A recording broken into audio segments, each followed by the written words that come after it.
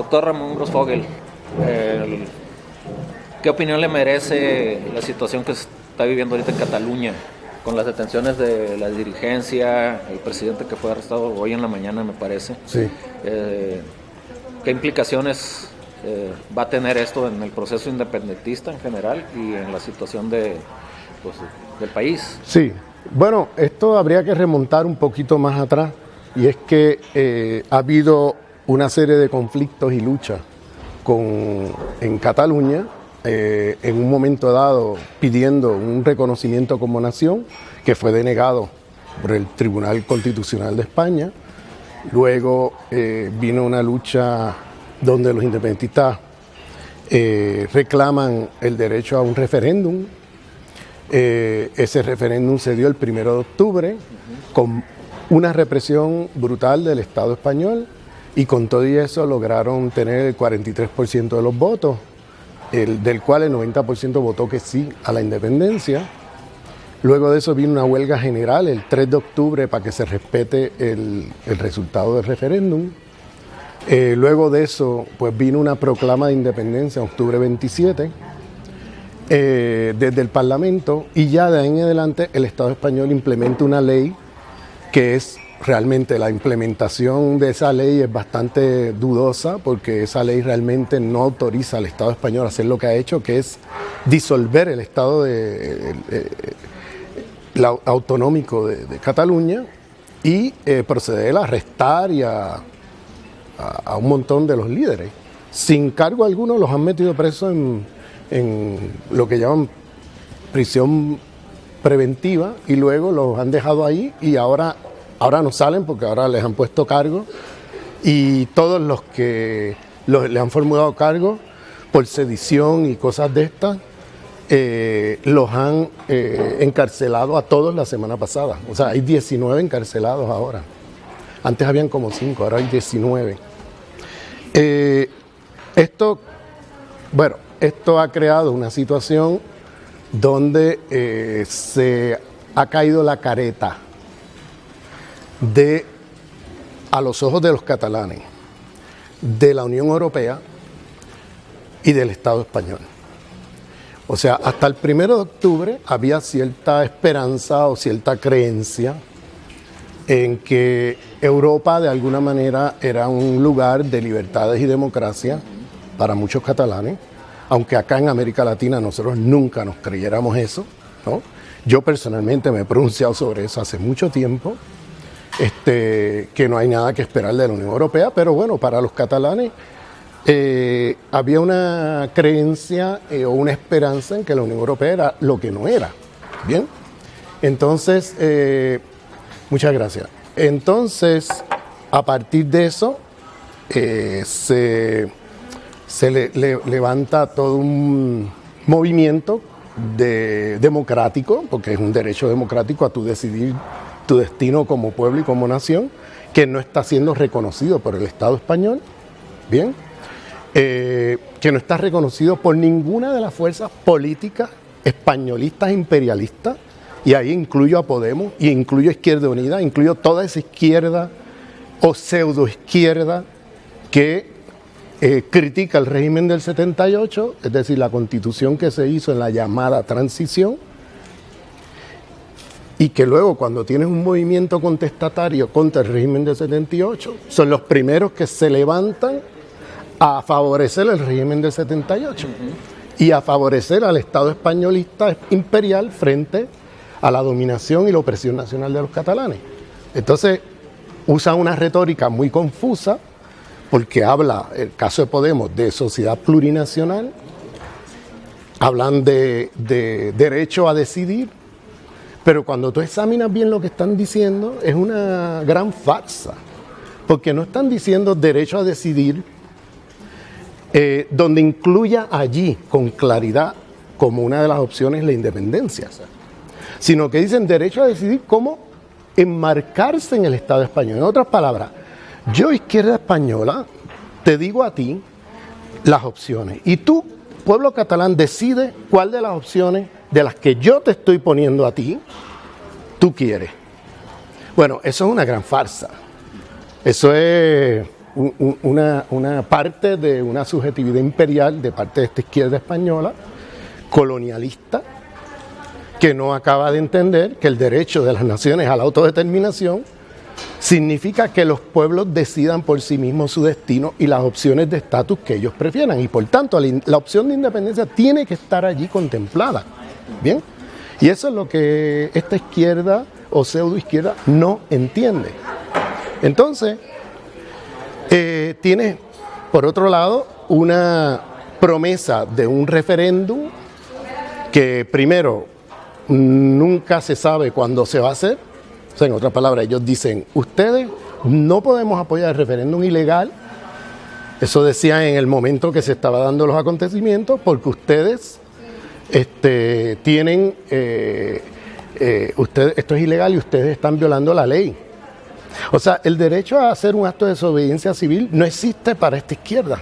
Una cosa que es un ABC de cualquier izquierda en el mundo. Si hay una ley injusta, los pueblos tienen el derecho a levantarse contra esa ley injusta. Eso ha pasado en todas partes del mundo y la izquierda siempre ha sido los promotores de eso. Aquí tienen una izquierda que no son los promotores, al contrario, son los que se oponen a eso. Y son los primeros que salen públicamente a desautorizar a los catalanes y a desautorizar el referéndum y a desprestigiar el referéndum y a decir, si yo fuera catalán, yo no votaría en ese referéndum, y a hacer una 155, que es la ley que implementa el Estado español contra los catalanes, pero hacen una 155 dentro de las filas de Podemos, porque Podemos Cataluña se posiciona a favor del referéndum y que hacen una 155 interna donde desautorizan a todo el liderato, incluso lo sacan de ahí. Liderato electo por sus propias bases, liderato que consultó a esas bases catalanas para la decisión de participar en el referéndum y apoyarlo, pues viene desde Madrid un decreto desautorizando todo eso y echándolos a todos. O sea, eso te dice mucho de qué tipo de izquierda estamos hablando, ¿no? Sí. Entonces, esto es muy importante porque, bueno, ellos también hablan de plurinacionalidad. Ellos se apropian de este término, que es un término que viene de los movimientos indígenas de América Latina. Pero oye, para los movimientos indígenas es un ABC de la plurinacionalidad, que cada nación tiene soberanía y derecho a autodeterminarse. Ellos lo transforman en su aplicación en España, usando este término, en el multiculturalismo liberal clásico angloamericano, que no es otra cosa que yo reconozco tu identidad, yo te doy migajas para que tú bailes y brinques en tu carnaval, pero tú no cuestiones quién decide aquí. Aquí seguimos decidiendo nosotros, Madrid. Bien, reconozco que eres una nación, pero no se te ocurra a ti decidir por ti mismo. Toca a Madrid decidir por ti. Eso es lo que está en el fondo de todo eso, el multiculturalismo liberal. Eso no tiene nada que ver con el plurinacionalismo que ha planteado los movimientos indígenas latinoamericanos, pero nada que ver. Pero con este subterfugio de utilizar un concepto que se usaba en América Latina de una manera muy radical, lo pasan para allá para tratar de esconder o camuflajear el multiculturalismo liberal, que es realmente lo que ellos están planteando, y de ahí, ¿qué te digo? Crean una gran confusión donde hay gente que todavía al día de hoy se ha creído el cuento de que ellos están por el derecho a autodeterminación y cosas por el estilo. Pero claro, ya hoy día cada vez menos los pueblos y las naciones sin Estado del territorio español se creen ese cuento. Cada vez menos. Después de Cataluña y lo que ha pasado ahí, ya cada vez menos la gente se cree ese cuento. Entonces, ¿qué pasa? Viene una represión brutal del Estado español, se clausura el gobierno electo autonómico y bajo una especie de estado de sitio se genera o se promueve unas elecciones que fueron el 21 de diciembre. Y vuelve y ganan las fuerzas independentistas, lo cual te dice algo de dónde está parado el pueblo catalán, ¿no? Y que con toda y represión y con todo eso, la gente le votó a los movimientos y partidos independentistas. O sea, la mayoría en el Parlamento la tienen los independentistas. A pesar de todo el campañeo, la represión, las amenazas, a pesar de todo lo que ha pasado allí, el pueblo catalán vuelve y le vota a la independencia. Y claro, es un resultado que no les gusta. ¿Y qué hacen ahora? Bueno, pues reprimir meter preso a la gente, desautorizar los candidatos para la presidencia del gobierno autonómico. Cada vez que se propone un candidato, pues ellos lo desautorizan porque o está imputado, o está preso, o está en el exilio. Porque se ha tenido que ir porque lo meten preso. Y entonces, cada vez que tenemos esta situación, en los últimos meses no han podido elegir un presidente del gobierno autonómico porque cada vez que proponen a alguien, el gobierno, ni siquiera el gobierno, o sea, estamos hablando de la política de los jueces del Estado, porque el PP lo que ha hecho es criminalizar el movimiento catalán y ponerlo en manos de jueces. Y ahora la política la gestionan los jueces. Y los jueces, jueces españolistas, pasando leyes totalmente represivas contra el pueblo catalán. Y eso es lo que estamos viendo. Está en manos de jueces. Han criminalizado el movimiento catalán. No hay espacio de diálogo, lo que hay es represión. Y con la complicidad de estos partidos de izquierda que por más que se llenen de la boca criticando al PP, a la hora de los tomates están posicionados del lado del PP, del Estado españolista y contra el derecho a autodeterminación de los catalanes y contra el movimiento soberanista catalán, que no es solamente un movimiento independentista, que también hay un montón de federalistas, ¿bien?, que creen que debe haber una reforma y una transformación en la manera como Cataluña está organizada ahora mismo en relación al Estado español, y creen una federación donde haya una soberanía mayor de la que tienen ahora mismo el pueblo catalán. Entonces las fuerzas soberanistas hoy día se componen de estas dos fuerzas: los independentistas, que tienen la mayoría en el Parlamento, y los federalistas.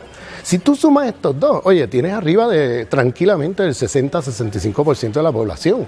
Si tú sumas los soberanistas, es decir, los que son federalistas y los que son independentistas, estamos arriba del 65, de 2/3 tranquilamente. Pero si le sumas a aquellos catalanes que no creen ni en la federación ni en la independencia, que creen en seguir integrados a España tal como están ahora, y que creen en el derecho a decidir y a votar los catalanes por sí mismos su destino, oye, estamos hablando del 80% de los catalanes. Tranquilamente. Y ahora mismo probablemente más con la humillación que le están haciendo al pueblo catalán de parte de ese Estado españolista. Y en esta coyuntura, pues me recuerdo de la discusión que a través de videos de YouTube tuvo usted con Monedero, sí, Podemos. Sí. Eso tuvo muchas repercusiones, sabemos, en Cataluña. Sí. La postura que usted emitió muy firme, como lo acaba de desarrollar, sí, esta crítica a esta izquierda españolista, ¿no? Sí. Colonialista, pues. Entonces, en ese entendido de que, pues, su mensaje fue muy escuchado, ¿qué le diría a las fuerzas independentistas catalanas en esta coyuntura? Bueno, ¿cuál sería el mensaje de usted, sí, con ese antecedente?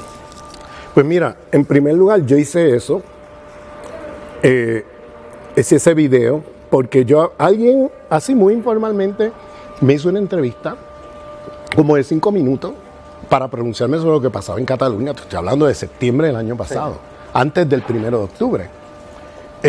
Creo que era finales de agosto o después de mediados de septiembre, no me acuerdo la fecha exacta, pero era antes del 1 de octubre. Y entonces yo hago un video muy corto donde hablo de la situación, pero también menciono cómo se ha posicionado esta izquierda españolista. Y de momento, unos días después, veo un video de Monedero respondiendo a todo lo que yo dije, pero sin mencionar mi nombre. Sí. Pues no mencionó mi nombre. Habla de los decoloniales desinformados. Que están en América, en sus cubículos. En sus cubículos privilegiados y no sé qué. O sea, vamos a ver, privilegiado, vamos a ver dónde él está sentado. ¿Entiendes? O sea, vamos a ver. O sea, él es un profesor de la Universidad de Sociología y Política de la Universidad Complutense. Con todos los privilegios de un profesor en ese lugar. Yo estoy en la Universidad de Berkeley, y se lo explico en el video, como parte de una lucha política de los sujetos racializados dentro del imperio. O sea, yo no llegué allí porque a mí ningún blanco me diera ese puesto. Ese puesto me lo dio la lucha de nuestros pueblos colonizados dentro del imperio. Y por eso estamos allí y seguimos peleando. Porque cada día buscan cómo cerrarnos el departamento que hemos conquistado con sudor y sangre. O sea, que yo no estoy allí porque tengo un privilegio, porque me dieron el privilegio, porque un día los blancos se levantaron de la cama y dijeron, mira, vamos a darle aquí espacio a estos indiecitos, negritos, latinitos, etcétera. Eso fue que se lo arrancamos con fuerza, con lucha. Y estamos ahí en pie de lucha porque cada día buscan cómo cerrarnos los departamentos, los programas que tenemos. A través de mecanismos presupuestarios, a través de represión, a través de cuantas cosas te puedes imaginar. Entonces, claro, yo le respondí esto a Monedero. Yo creo que Monedero de ahí en adelante no respondió más. A mí me pareció bien que él respondiera porque daba la oportunidad de tener un debate, pero claro, después de él escuchar mi respuesta probablemente no quiso seguir, pero a mí me hubiera gustado que siguiéramos. Porque creo que sería muy importante para la lucha de las naciones sin Estado dentro del Estado imperialista español que hubiera una izquierda española castellana que se posicionara de una manera más clara con el derecho a autodeterminación de los pueblos. Pero históricamente siempre la izquierda española ha hecho como ha hecho toda la izquierda marxista-leninista del siglo XX, que siempre prometiendo una derecho a autodeterminación, pero sin realmente creer en eso, ni siquiera plantear las opciones libres para estos pueblos. Siempre, como pasó en la Unión Soviética, que se hablaba del derecho a autodeterminación. Si tú te lees los textos de Lenin, incluso hasta de Stalin, los textos que escribieron antes de la Revolución de Octubre, oye, eran tremendos. Muy bien. Cuando llegan al poder, ahí se acabó el derecho a autodeterminación. Ahí todas estas naciones que estaban allí dentro del gran Estado imperial ruso, pues no, ahí no había derecho. O sea, ahí se acabó el derecho a autodeterminación de estos pueblos. Stalin, que era de Georgia, fue el primero que implementó la política gran rusa imperial dentro del Estado soviético. O sea, y te digo esto porque eso en el movimiento comunista internacional, eso es uno de los temas más podridos de la izquierda marxista-leninista del siglo XX. El tema del derecho, ya ni te hablo cuando en América Latina cómo miraban a los pueblos indígenas, o cómo miraban, es que repiten todo el esquema de la modernidad occidental, de que estos son pueblos con problemas y la solución es la modernidad, y la modernidad desde la izquierda, ¿ves? Entonces siempre está el problema indio, o el problema de las naciones, o el problema de los negros, o el problema de los pueblos colonizados. No, ese no es el problema es el problema de la modernidad occidental, el problema del capitalismo, el problema de los estados imperialistas. Ese es el problema. Entonces, eso, si te fijas, el mismo lenguaje, el problema de las naciones. No, eso no, el problema de ustedes. Las naciones opresoras. Eso es lo que tiene que estar mirando. Entonces, siempre es que la tuvo problemas con esto. Ahora recientemente, después de los acontecimientos de la 155 implementada por el Estado español, disolviendo el Estado autonómico democráticamente electo de Cataluña y metiendo preso a medio mundo, y formulándole cargo a un montón de gente, porque nosotros sabemos, por la prensa salen los líderes.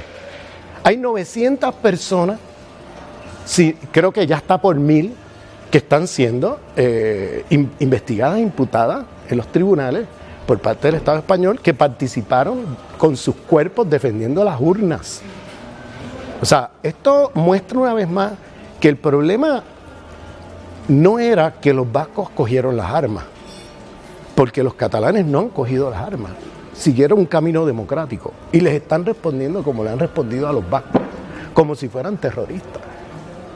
¿Eso qué te dice? Que el problema no es los métodos que tú usas. El problema es un problema de fondo de un Estado que se creó a través de conquistas que van no solamente hacia otras partes del mundo, sino internas también, y que eso no está resuelto al día de hoy. Se resolvió en parte en América Latina porque se le hizo la guerra de independencia, ¿no? Y lograron sacarse de encima el yugo español. Bien, a pesar de que los problemas de América Latina con respecto al primer mundo y a la dominación y explotación del primer mundo no se resolvió ahí, porque luego sabemos lo que es el neocolonialismo. Pero el Estado español sufrió una gran derrota política en el siglo XIX con las guerras de independencia de América Latina, empezando por México y otras partes, Venezuela, Colombia, o sea, todo lo que fue las guerras de independencia bolivarianas, etcétera. ¿Y qué pasa?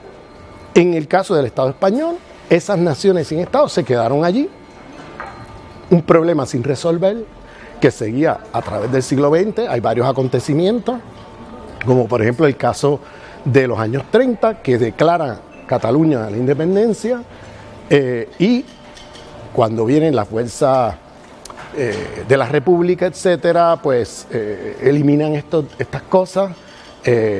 Luego se mete preso con el ascenso del fascismo y todo eso allí, de Franco y todo eso, y terminan fusilando al presidente catalán de la República en ese momento. O sea que esos son problemas que no se han resuelto, que siguen ahí y que explotan en ciertos momentos, ¿no? Van explotando porque son problemas que realmente no están resueltos y que no se van a resolver con represión, ni metiendo preso a la gente, ni nada de eso. Lo que están haciendo es aumentando el voto independentista en Cataluña. Eso es lo que están haciendo. Porque, ¿qué es lo que, cuando tú miras para allá, qué es lo que le queda al pueblo catalán frente a un Estado que se comporta de esa manera autoritariamente, neofascista, etcétera? ¿Qué te queda? Bueno, ver cómo me saco eso de encima, ¿no? Y por tanto, la independencia se convierte en una opción deseable para la mayoría de los catalanes, punto. O sea, ¿qué me ofrece ese Estado español? Que no sea austericidio, represión, negación de los derechos de los catalanes como nación, etcétera, etcétera. O sea, ¿para qué quedarse ahí? Entonces ahí viene por qué los catalanes han optado por ver otras salidas soberanas para su pueblo. Y esa es la parte que no acaba de entender la izquierda española. La izquierda española se cree que con darle una serie de derechos formales, ¿no?, de consulta, donde condicionan hasta la consulta, hasta qué opciones de consulta se pueden votar, ¿no? Porque hablan siempre del encaje dentro de España, ¿no? Se creen que con eso lo resuelven y no lo van a resolver. Y fíjate que después de la 155 implementada allí por el Estado español y la 155 que Podemos hizo internamente, ahí está el caso de Albano Dante Fachín, que era el líder del movimiento de Podemos Cataluña, que terminó fuera, ¿no? Después de eso, hay una gran crisis de Podemos. Podemos estar en una gran crisis, en gran medida, porque los votos de Podemos en el Parlamento, lo que le da la fuerza política a Podemos, no son tanto los votos que obtienen dentro de España profunda, castellana, imperial, sino son los votos de la periferia. Como ellos prometían el derecho de autodeterminación a un referéndum, este tipo de cosas, pues mucha gente de Galicia, del País Vasco, de Cataluña, de otros lugares, bueno, pues le votaban con la esperanza de que si ellos ganan, pues tener el derecho a autodeterminación, ¿no? Pero al ver cómo se comportaron en Cataluña, se han desprestigiado a los ojos de las naciones sin Estado. Y ahí está la mayoría de los parlamentarios que ellos tienen, que le da cierta fuerza en el Congreso en España, en Madrid, viene de ahí. Entonces ahora están perdiendo fuerza, porque se han desprestigiado con su comportamiento imperialista colonial frente al caso catalán. Pero fíjate qué interesante, ¿qué dice Pablo Iglesias con respecto a esto? Bueno, mira lo que dice. Luego el análisis que hace es el siguiente. Cuando se trata, la política siempre tiene un elemento de racionalidad y un elemento de emocional, de afectividad. Estoy hablando de lo que él dice. Por tanto, cuando se trata de la cuestión social, Podemos tiene una coherencia entre su plataforma política de soluciones frente a la crisis social y la afectividad, porque coincide la lucha por hacer reformas de clase o frente a los movimientos populares, etcétera, de tipo social, con la afectividad, ¿no?, de la gente, etcétera, porque mueves a la gente, la emociona, la ilusiona, prometiéndole que si ganamos, pues mira, vamos a hacer estas reformas sociales. Pero cuando se trata del tema de las naciones, dice Pablo Iglesias, no, hay un desfaz entre la afectividad y la racionalidad.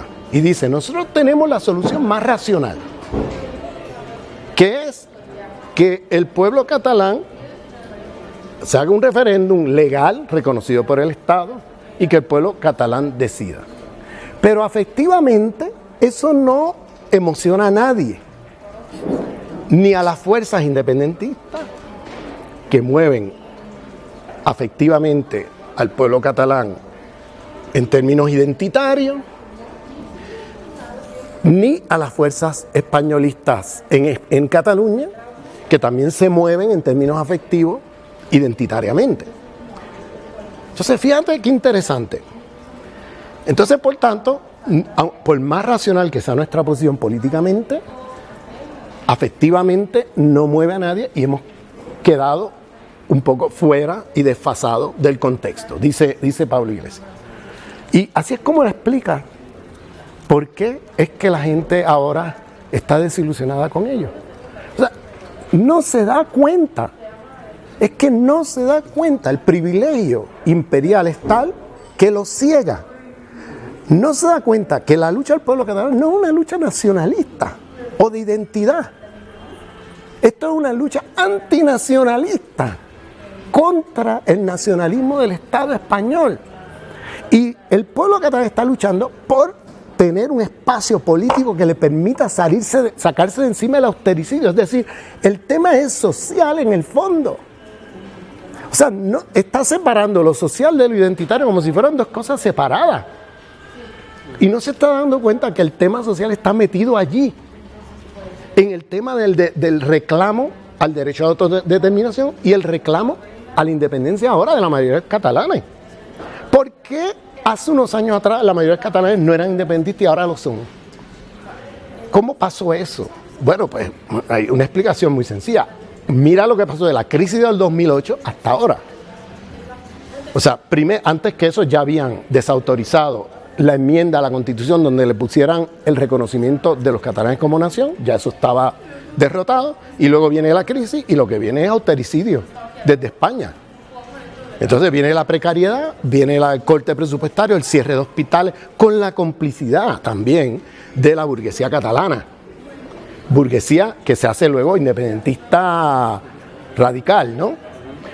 Pero ¿qué pasa? Podemos lo que ve es a la burguesía, no ve el pueblo catalán. El reclamo, la razón por la cual la burguesía se radicaliza en el reclamo independentista es porque si no lo hace, desaparece como fuerza política.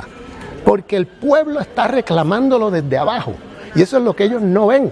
Ellos se creen que eso era lo que así era como manejaban el tema. Esto es una burguesía catalana allí que tiene unos intereses propios y no vamos a estar apoyando ese proyecto porque es un proyecto, no, perdóname, eso es un proyecto popular en Cataluña, de la cual la burguesía catalana no tenía otra que posicionarse a favor de eso o desaparecía políticamente.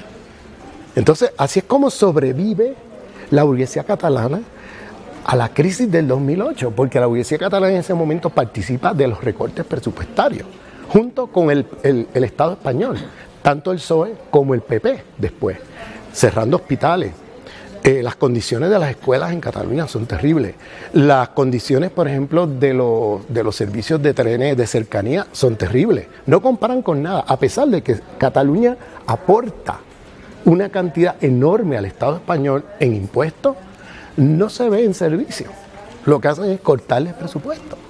Entonces, ¿qué pasa? La gente ve eso y dice, bueno, yo no voy a estar en situación precaria, ¿no? Toda la vida.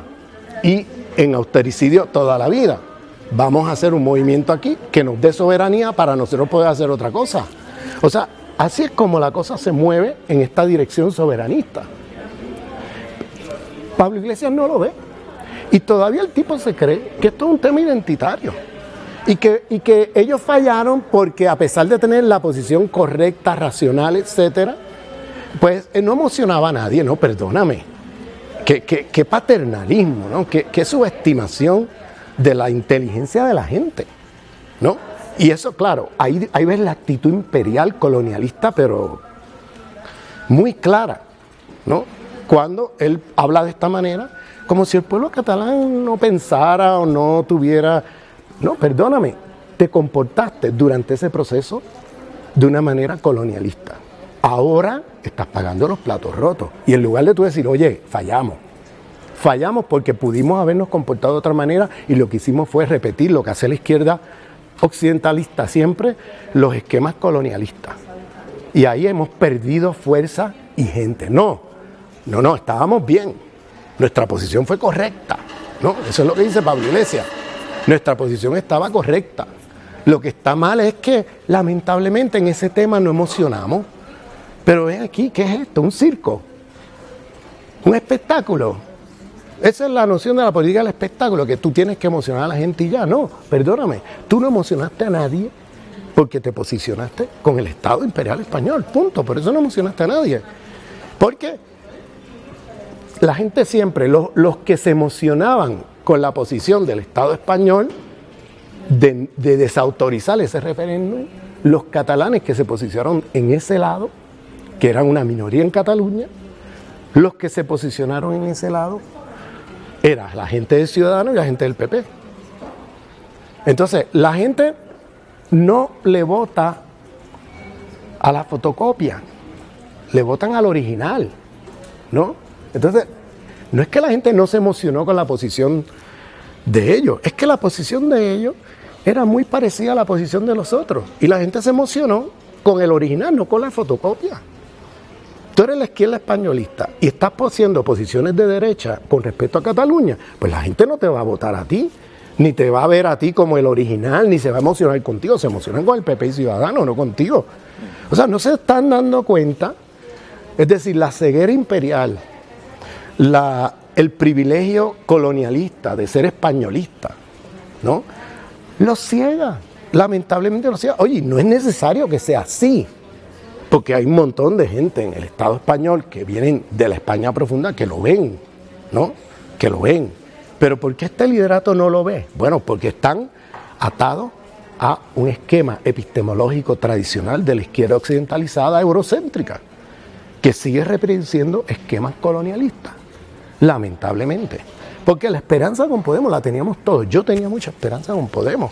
Y a mí eso se me cayó, pero como se me cayó a mí, imagínate los catalanes, o imagínate los vascos, o imagínate los gallegos, ¿no? Que tú vas a pedirles votos y luego a la hora de los tomates los traicionas. Y eso se vio claramente en Cataluña. Y en lugar de hacerte la autocrítica con una perspectiva de izquierda, todavía sigues pensando que tú tenías la posición correcta, que tú te comportaste bien. No, perdóname, yo me acuerdo en ese momento, en esa coyuntura, finales de septiembre, antes del 1 de octubre, que Boaventura Sousa Santos hizo un artículo muy interesante, donde le decía a esa izquierda españolista, mira, tú no tienes que estar de acuerdo con la independencia. El pueblo catalán está haciendo un acto de desobediencia civil en hacer el referéndum. Oye, váyanse más allí a apoyarle el derecho a ellos a hacer un acto de desobediencia civil, sirvan de observadores frente a la represión del Estado español, documenten todo lo que está pasando y pónganse del lado de ese pueblo. Aunque no estén de acuerdo con la independencia, ni estén de acuerdo necesariamente con el referéndum ilegal como tal, váyanse allí, pongan sus cuerpos, defiendan el derecho de ellos a hacer eso. No, estuvieron todo el tiempo machacando y machacando y machacando contra eso. Y entonces no vengas ahora a quejarte de que de momento pues perdiste apoyo y que ahora Podemos, el proyecto de Podemos está en crisis. Y no vengas ahora a decir que es porque tenías la mejor posición de todas y que el problema es que no emocionas a nadie. No, es que tú te posicionaste con el Estado y con el régimen del 78. Y en vez de decir, oye, fallamos porque Podemos se crea como una crítica al régimen del 78 para crear otra cosa y ahora que apareció un movimiento cuestionándolo, fuimos los primeros que nos fuimos del lado del régimen y se convirtieron en un partido del régimen del 78. Eso fue lo que pasó. Pero ¿por qué esta gente no lo ve? No entiendo, de verdad, no lo entiendo. Ahora, para el pueblo catalán, tú me preguntas en tu pregunta, ¿qué mensaje tú le darías? Bueno, yo creo que en octubre hubo un momento de oportunidad que se perdió. En octubre del 17, en los primeros 10 días, luego del 1 de octubre, eso fue un acontecimiento. Eso fue el tiempo mesiánico de Benjamín, eso fue el acontecimiento de Badiou, eso es el Pachacuti de los quechuas en América Latina, eso es el Alhamdulillah de los musulmanes, eso es, o sea, cuando tú miras en todas las culturas hay unas palabras que capturan eso, que es un momento donde inesperadamente irrumpe casi de la nada algo que era inesperado. En este caso, o sea, tú puedes ver esto en el caso de, por ejemplo, en América Latina. En América Latina, el Caracazo.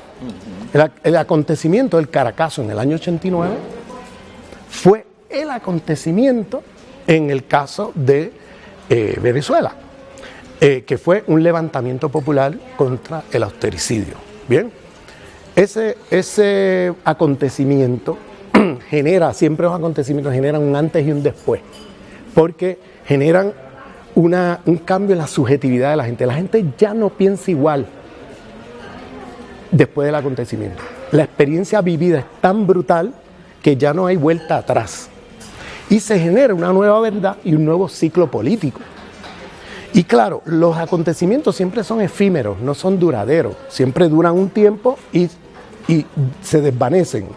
Sea porque son derrotados políticamente, sea porque son procesos efímeros que desaparecen, etc.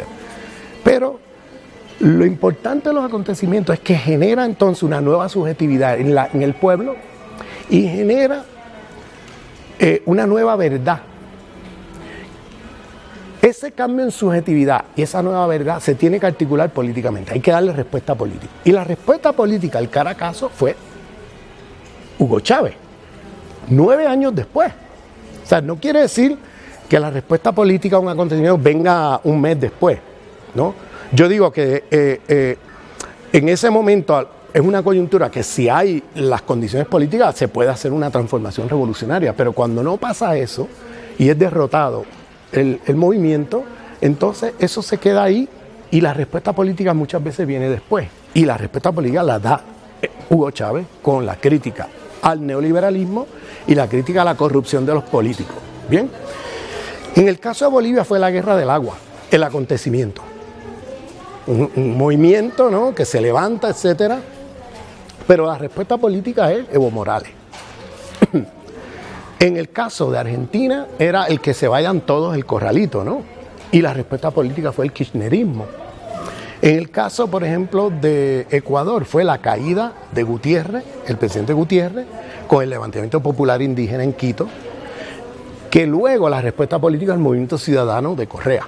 Bien, Podemos hizo la lectura correcta porque son latinoamericanistas, son discípulos de Heriberto Cairo en la Complutense, tanto Pablo Iglesias como Íñigo Errejón, que de paso yo tengo la sospecha que si Íñigo Errejón no hubiera sido expurgado del liderato de Podemos como pasó en el Congreso de Vistalegre de febrero del 2017, yo estoy seguro que Íñigo Errejón no hubiera dicho las tonterías que dijeron Monedero y Pablo Iglesias y que siguen diciendo.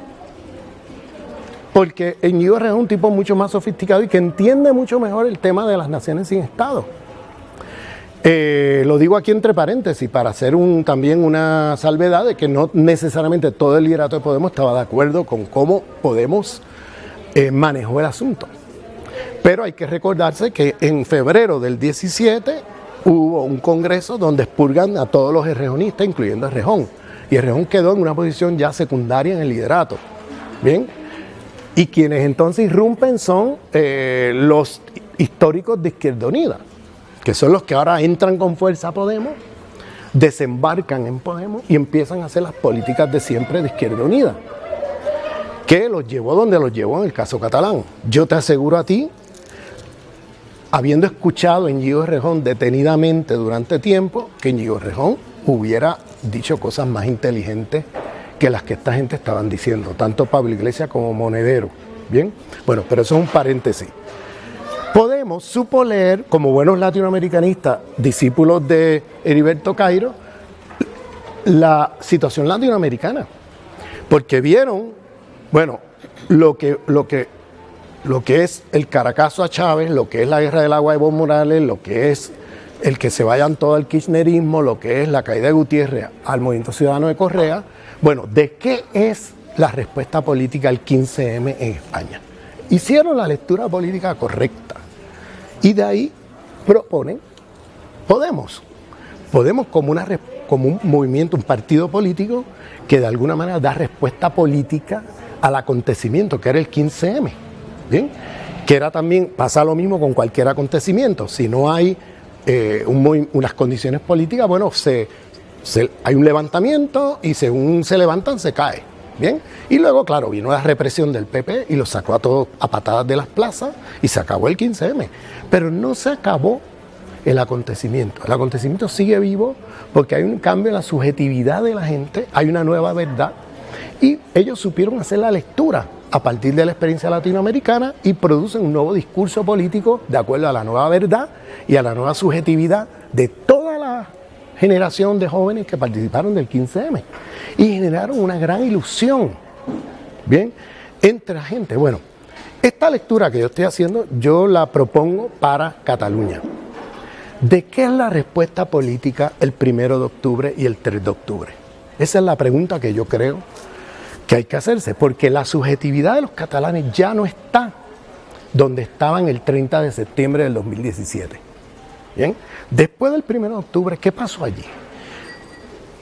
Miles y miles de catalanes se fueron con sus cuerpos a defender el derecho a decidir y a proteger las urnas. Miles. Y ahí nadie estaba preguntando, ¿por qué tú vas a votar? ¿Tú eres independentista? ¿O tú eres...? Nadie preguntaba. Porque ahí se tiró tanto independentistas, federalistas, como hasta catalanes, que hubieran votado en contra de la independencia y cualquier otra cosa, que están a favor de cómo se quede la cosa, pero estaban como nación tan ofendidos y humillados por la manera como el Estado españolista, con su derecha y con su izquierda, manejaron el asunto, que se fueron todos en masa y en bloque a defender el derecho a votar y a decidir, es un derecho democrático. A mí no me vengas con cuentos. Nosotros tenemos el derecho a votar aquí y a decidir nuestro destino. Y ahí no había solo independentistas, aunque el independentismo obviamente era una fuerza importante, pero estaba medio mundo allí. Y yo te lo digo porque tengo muchos amigos que no eran independentistas, ni soberanistas siquiera, que ni siquiera hubieran votado, que hubieran votado en contra, que estaban allí con su cuerpo defendiendo el derecho a votar. Entonces ahí se generó, ese es el acontecimiento. Ahí se genera una nueva verdad y una nueva subjetividad. ¿Cuál es la nueva verdad? Que Europa no es la Europa que se creían. Que Europa no es la Europa de los pueblos. Europa es la Europa neoliberal, es la Europa de las clases dominantes, es la Europa imperial, colonial, porque le dieron la espalda al pueblo catalán. Se fueron del lado español, del Estado español. Que España y la transición es un gran cuento. La transición fue una negociación entre franquistas y otras fuerzas donde dejaron vivo el franquismo. Y vuelve y sale el franquismo. Eso que vimos es el franquismo ahí escondido por mucho tiempo, que sale y da la cara abiertamente. Entonces, la transición, ahí se ve a los ojos del pueblo catalán, se le cae la idea de la democracia, de que España es democrática. Eso se cae. Y se ve claramente que España es un Estado autoritario con políticas neofranquistas, ¿no? Digo neofranquista porque no es exactamente el franquismo clásico, pero con políticas muy parecidas al franquismo, camuflajeadas con un discurso supuestamente democrático. Pero es la misma política, por eso son neofranquistas. Es un nuevo franquismo que continúa con las viejas políticas del franquismo. Y eso es un problema de la transición del 78 y claro, a los ojos de los catalanes, la Constitución del 78 se le fue al piso. Entonces, hay una nueva verdad ahora, porque no es solamente el soberanismo independentista, es que hay un soberanismo federalista también, que no estoy hablando del federalismo de los de Podemos de Cataluña, que se posicionaron igual que los de Madrid. Por eso en las elecciones sufrieron una derrota política, ¿no? donde en el 21 de diciembre fueron castigados por el voto del pueblo catalán. Entonces, redujeron su representación en el Parlamento, redujeron los votos, claro, porque te posicionaste con el Estado español.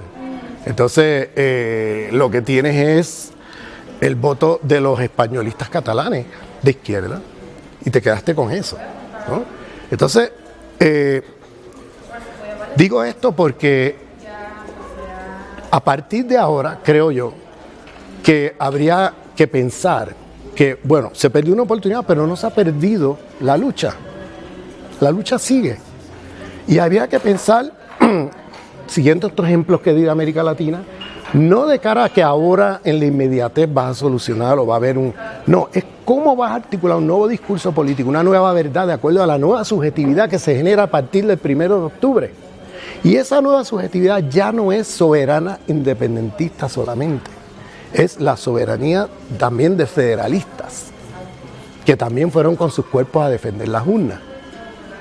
Ahí yo creo que hay el potencial de un movimiento político soberanista que incluya independentista y federalista, pero otra vez repito, no estoy hablando del federalismo de Podemos, de los de Podemos Cataluña, que se quedaron allí después de haber expulsado a los verdaderos federalistas que estaban en Podemos, dirigidos por Albano Dante Fachín, que sí tenía una posición soberanista, federalista consecuente, ¿no? Y por eso terminó votado y expulsado de Podemos.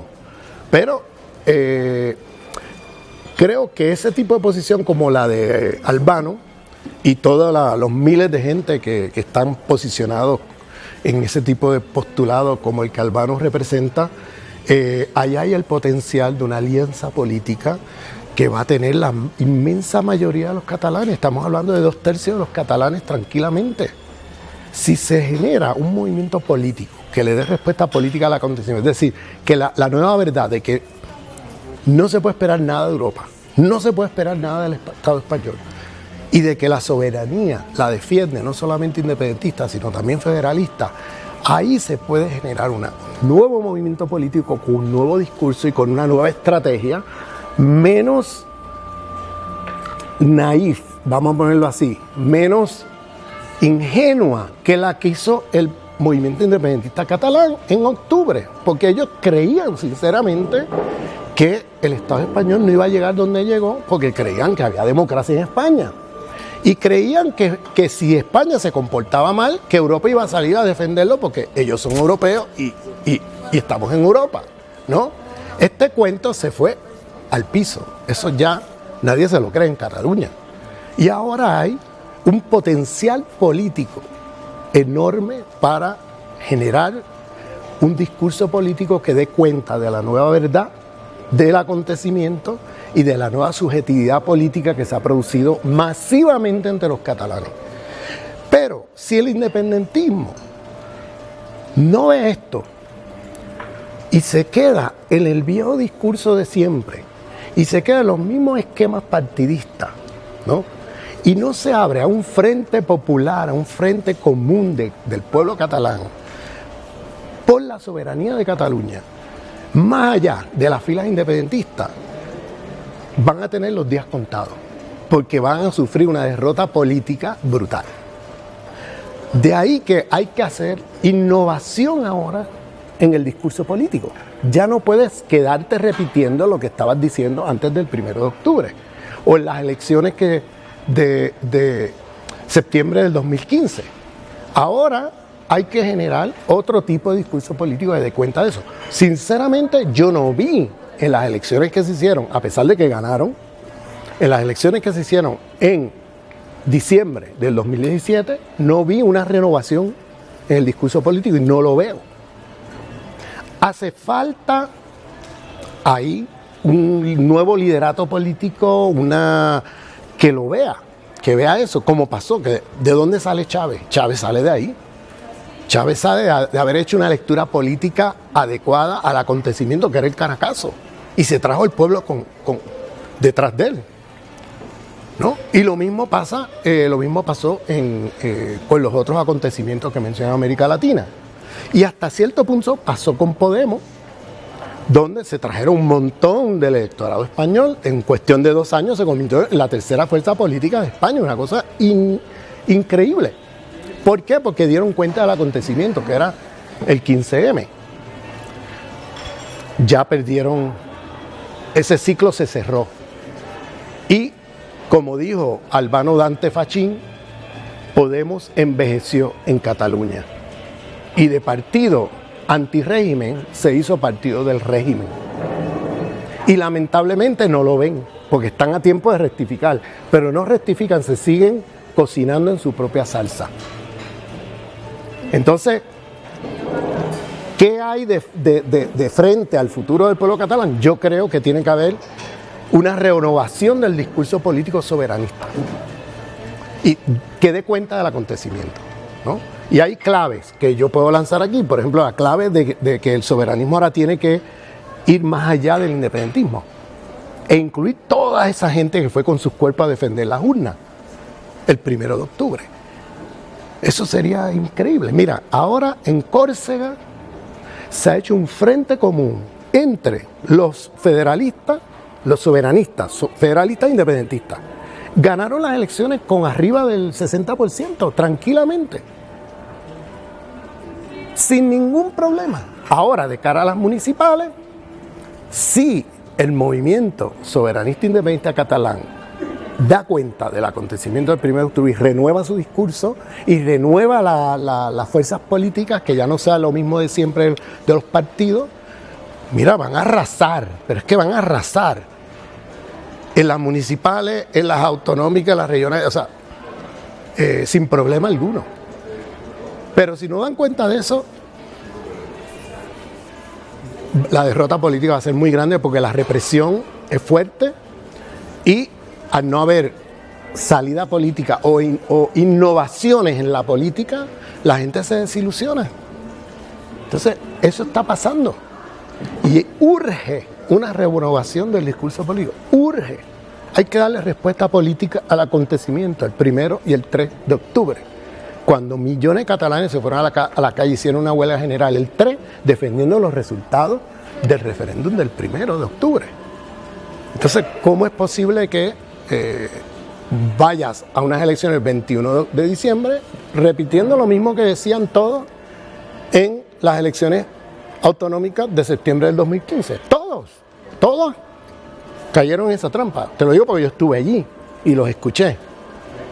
Sinceramente los escuché. Y desde los partidos de derecha hasta la izquierda radical los oía diciendo lo mismo, como si estuvieran en las elecciones de 2015, como si no hubiera pasado el 1 de octubre. Entonces, el único que yo escuché apuntando hacia esta nueva verdad fue Albano Dante Fachín, honestamente. Fue el único que escuché innovando en el discurso político y planteando y tocando la llaga del pueblo catalán en ese momento, porque cada vez que hablaba emocionaba a la gente. ¿Por qué emocionaba a la gente? Porque tocaba el tema de la dignidad del pueblo catalán. El tema de la dignidad, ese es un tema que tiene que venir con fuerza, ¿no? Y el tema de la soberanía entendida de otra manera, que no sea solamente soberanía igual a independentismo, soberanía también incluye el federalismo. Y hacer un frente político común, ¿no?, que dé cuenta del acontecimiento. Eso lo tienes que traducir en movimiento político, en organización política. Si te quedas en lo mismo de siempre, no vas a llegar muy lejos.